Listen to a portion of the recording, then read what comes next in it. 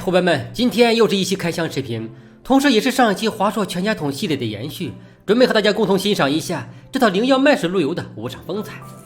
首先把塑料膜切掉，其实这才是开箱最大的乐趣。这套路由器的型号是华硕灵耀 AX6600，虽然一套两个，却并不是子母套装，而是硬件规格一模一样的双主机产品，每一只都拥有完整的功能和强悍的性能。只不过这左下角标注的可覆盖510平方米使用字样，让我这个成功青年感觉稍微有些糟心，忍不住就回头看了一眼这家徒四壁的小房间，流下了一行清泪。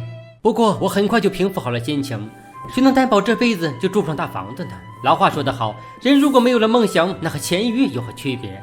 有了这套灵耀麦式的电机，我感觉距离豪宅又近了一步。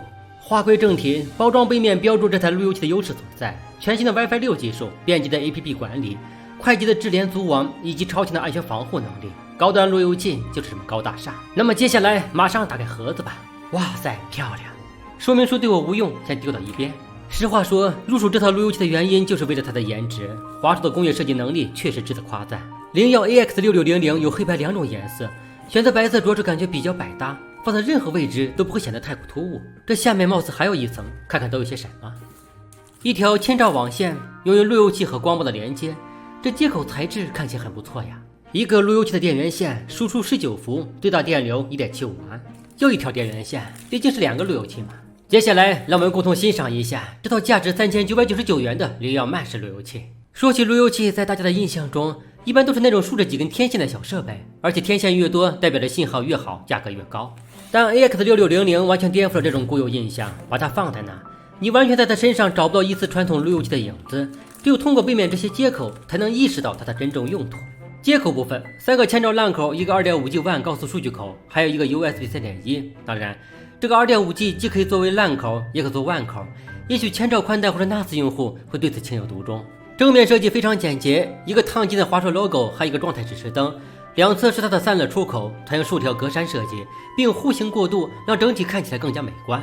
顶部的样式有点像是悬浮设计，一圈镂空窗口，看起来这台路由器的散热设计很到位呀。需要指出的是，别看这台路由器没有路由器的样子，实际上也有天线，而且数量还不少，内置6根天线，再加上博通4核处理器的加持，这信号能力是完全没有问题了。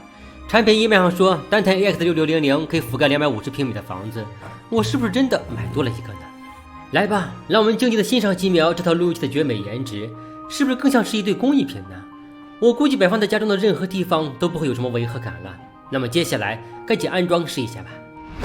路由器的安装非常简单，把2台路由器都接上电源，其中一台接上网线，然后下载安装华硕路由器 APP， 在里面添加设备。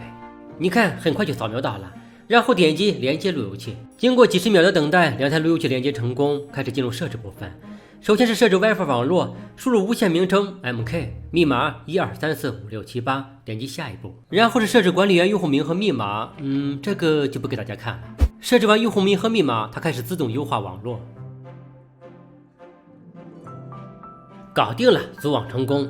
这就是华硕麦式技术的强大之处，让麦式组网变得简单快捷。那么接下来该连接外网了。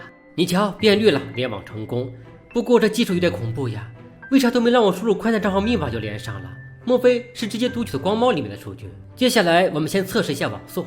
测速完成，结果和家里的带宽完全匹配。当然，作为一名彻头彻尾的游戏玩家，我需要的是在家中的任何角落都可以畅快无延迟的玩游戏，所以去客厅试一下。现在我把作为节点的路由器放到了客厅，几秒后状态指示灯由蓝转白，组网速度非常快。重新连接无线后，信号仍然是满格状态。不过在这90平米的小房子里，测试这对 AX6600是不是有点太那个了？等我换个地方。嗨，伙伴们，现在我把路由器安装到了我住的大房子里。这所房子面积稍微大了点，可以更好的测试信号覆盖范围。连接成功。接下来我来到厨房，这里距离主路由器大约在11米左右，我准备在这里测一下网速。结果出来了，没有节点的加持，网速有所衰减。之前的下载速度是300多，现在是200多。然后咱们再把节点路由器装上，看一看这一次的测试结果如何。哇塞，很不错，满速运行。不过我有些发愁啊，人家这是覆盖510平米豪宅的，我又上哪找这种测试条件呢？有了，我那工作间距离这里大约20米左右，而且中间隔了2个体门，3堵承重墙，那信号情况会如何呢？还能连得上吗？现在我已经把节点路由器放到了小房子的厨房里，很期待呀，还能有多少网速呢？这个确实区别甚大，只有10兆带宽了。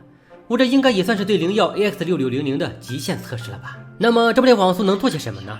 你看个视频还是可以的，而且加载速度还是很快的嘛。测试完信号覆盖能力，我们再来看一下这台路由器还有哪些强大功能。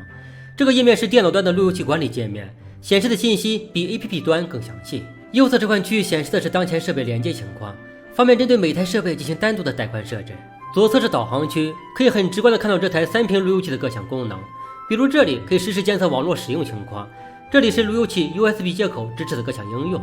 打开无线网络界面，可以设置路由器的频段。我现在使用的是默认频段，5G 网络优先 2.4G 作为补充。